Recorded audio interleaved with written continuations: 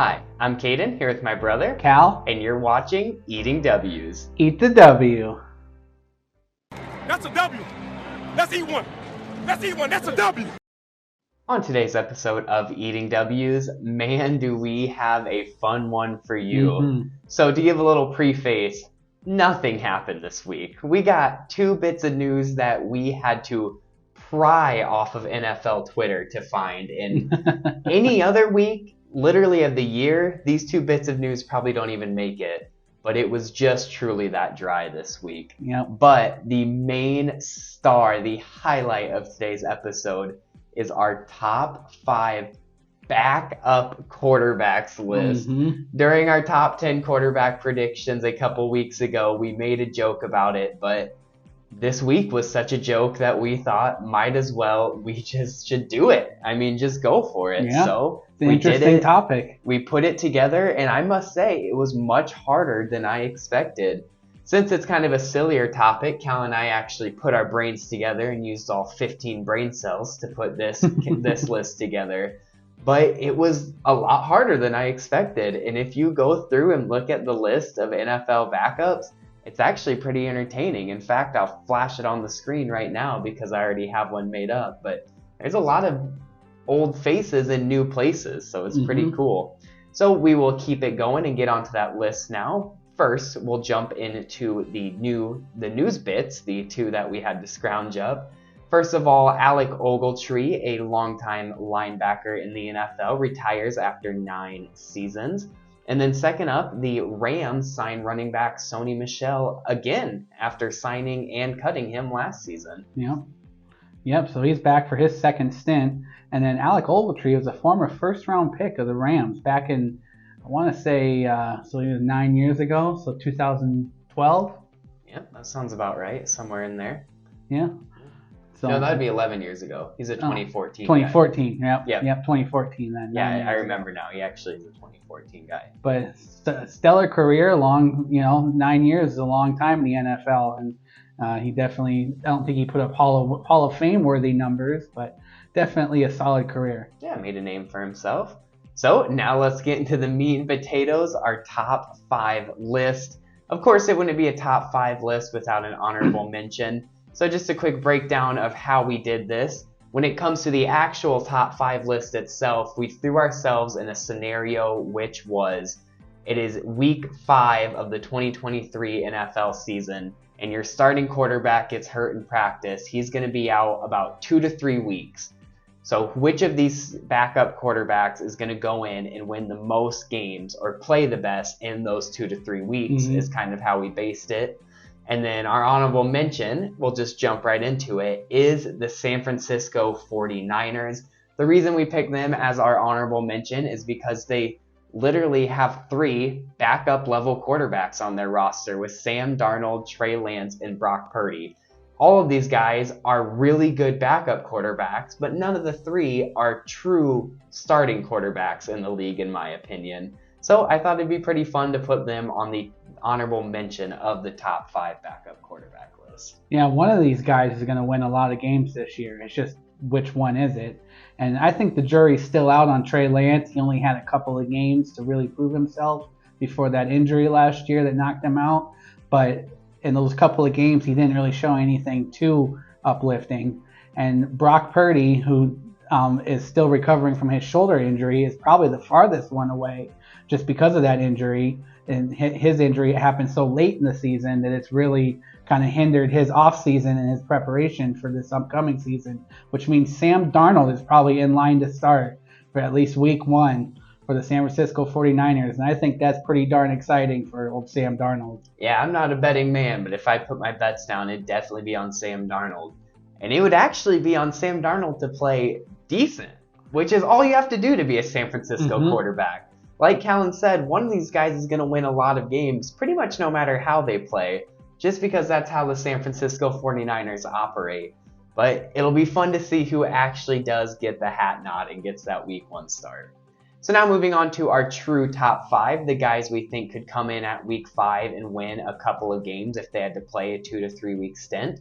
And starting off at number 5, we have new Indianapolis Colt, Gardner Minshew. Now I put Gardner Minshew here because he's not crazy good, but he's such a good spot starter. Minshew can come in for a few games and he's going to play well. He's going to get a few touchdowns. He's going to win. But that's about the extent of it. That's all he's really going to be able to do is just a few weeks of good play. He struggles to string them together. Yeah, he didn't really prove himself very well as a full-time starter in Jacksonville. He got quickly replaced by Trevor Lawrence, and he's kind of bounced around between Philly and Jacksonville and now lands here in Indianapolis. And I think that there's a very good chance that he does play and plays pretty well in this Colts offense with Jonathan Taylor leading the way, especially if something happens to Anthony Richardson or they decide to just let Anthony Richardson learn a little bit. As I say, that's an interesting point too. There's a chance that Minshew gets a few starts regardless of injury. Maybe Anthony Richardson just isn't quite ready and Minshew's a week 1 starter. But nonetheless, he'll get a really good chance here because this is far and away the best situation he's been in. I'd say even more than when he was in Philly. So. Moving on to number 4, we have the Baltimore Ravens backup, Tyler Huntley. I put him here just because Tyler Huntley's a really good quarterback. He plays more mature than his age is. He plays better than a backup, but he's just a running quarterback, and I can't put him much higher than that because of that. I mean, he's going to go in there and he's going to win a few games, kind of like the Niners, just because that's how Baltimore is no matter how well the quarterback plays, you're still going to win a few games just with how much they run and having that stellar defense. So don't get me wrong, Tyler Huntley is a great backup quarterback and could definitely win a few games as a spot starter. But a lot of people could go into Baltimore and win a few games as a spot starter, so I put him here at 4. Yeah, and I think he just fits their system really well. He fits, the way that they run Lamar Jackson and that running quarterback, kind of run and gun offense. He fits that system really well, and I don't know if he could go anywhere else and be a good backup quarterback, but he is a perfect backup quarterback for Baltimore, and has proven before that he can go in there and win a game when it's needed. He almost beat the Bengals in the playoffs. He probably should have, if not for that tragic and unfortunate fumble at the 1-yard line. But sorry about that quick little break there. Had to do a little bit of a Chinese fire drill moving the car around so some people could get out. But now we're going to move straight on to our number 3. Moving into the official top 3, we're starting off with Dallas Cowboys backup Cooper Rush. And I mean, how can you not put him on here? Because he's one of the guys on here who has proved that he can come in as a backup and string together wins, starting his career at 5-0 in his first 5 starts before losing to the Philadelphia Eagles, one of the best teams in the league, and then getting benched for the rest of the season. There were talks as if Cooper Rush should overtake Dak Prescott and keep playing until he lost, which I guess he did, but even after that, keep playing until he actually had a bad game, because even in that loss to the Eagles, he played really well.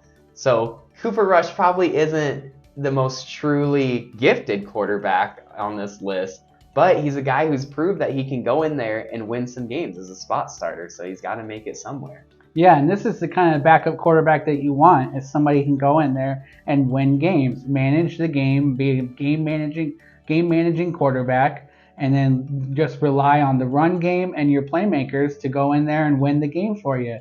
Sometimes as a quarterback, you don't have to be the whole show. You don't have to do absolutely everything. Sometimes you have to play as a team and let the team win. And I think that Cooper Rush is a perfect example of letting the team win and letting the team follow him for all those victories when he went 5-0. And I think that he should have gotten another chance even after that Eagles loss. Yeah, definitely. I mean, the Cowboys didn't do anything amazingly well after that, so there wasn't a huge difference in play right there. But a true backup quarterback blood in Cooper Rush. He is exactly what you want to see. Moving on to number 2, we have the Atlanta Falcons new Atlanta Falcons backup quarterback, I should say, Taylor Heinicke.